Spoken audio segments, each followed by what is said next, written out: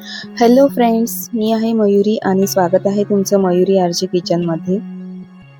रोजच आपल्याला स्वतःच्याच हाताने बनवलेलं खायला कधी कधी कंटाळा येतो. तसंच आज माझ्यासोबतही घडलं. तर मी आज राहुलला बोलले की आज तू सँडविच बनव आणि मी खाणार. चला तर मग वळूया आजच्या रेसिपीकडे आणि बघूया आजचं झटपट आणि इझी व्हेजिटेबल सँडविच राहुलनी कसं बनवलं ते. त्यासाठी आपल्याला लागणार आहे ब्रेड तुम्हाला जो हवा असेल तर तुम्ही यूज करू शकता. मी ब्राऊन ब्रेड घेतला आहे आणि त्याला बटर लावून घ्यायचं आहे. छानपैकी व्यवस्थित आपल्याला ब्रेडला बटर लावून ठेवून घ्यायचं आहे. त्यानंतर कोबी घ्यायचा आहे आणि कोबी अशा पद्धतीने स्लायसरच्या सहाय्याने आपल्याला बारीक अशा पद्धतीने किसून घ्यायचं आहे, लांब लांब. आणि तशाच पद्धतीने आपल्याला कांदा सुद्धा स्लायसरच्या सहाय्याने लांब लांब असा कट करून घ्यायचा आहे, किसून घ्यायचा आहे. आणि गाजर बारीक किसून घ्यायचा आहे.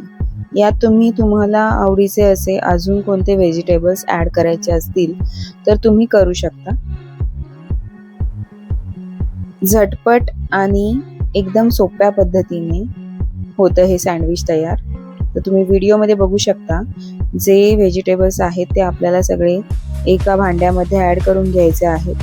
त्यामध्ये थोडी मिरी पावडर ॲड करायची आहे. चवीनुसार थोडं मीठ ॲड करायचं आहे आणि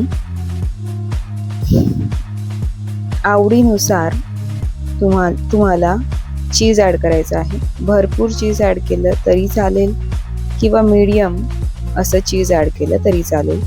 तुम्ही बघू शकता अशा पद्धतीने चीज किसून घ्यायचं आहे.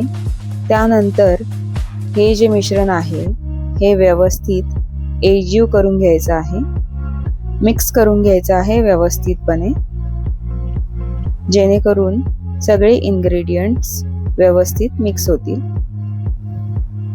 आणि आता जे ब्रेड आपण बटर लावून साईडला ठेवून घेतले होते त्यामध्ये हे मिश्रण व्यवस्थित पसरवून घ्यायचं आहे. अशा पद्धतीने एका ब्रेडवरती वरतून दुसरा ब्रेड आपल्याला ठेवून हलक्या हाताने प्रेस करायचा आहे. एका बाजूला तवा तापवत ठेवायचा आहे आपल्याला, मीडियम गॅस करून. खूपच कमी नाही आणि खूपच जास्त फास्टही नाही, मीडियम गॅसवरती तवा ठेवायचा आहे. हे ब्रेड वरतून ठेवल्यानंतर पुन्हा थोडं वरतून बटर लावून व्यवस्थित आपल्याला टोस्ट करून घ्यायचे आहेत हे सँडविच. तुम्ही बघू शकता अशा पद्धतीने घाई करायची नाही आहे. मीडियम गॅसवरती एका बाजूने टोस्ट करून घ्यायचे आहे. आपल्याला मधून चेक करायचं आहे.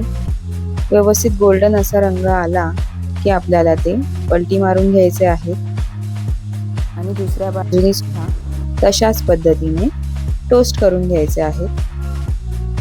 असे हे सँडविच कोणीही खाऊ शकतो, म्हणजे लहान मुलंही जरी असतील तुमच्या घरात तर ते सुद्धा हे खाऊ शकतात.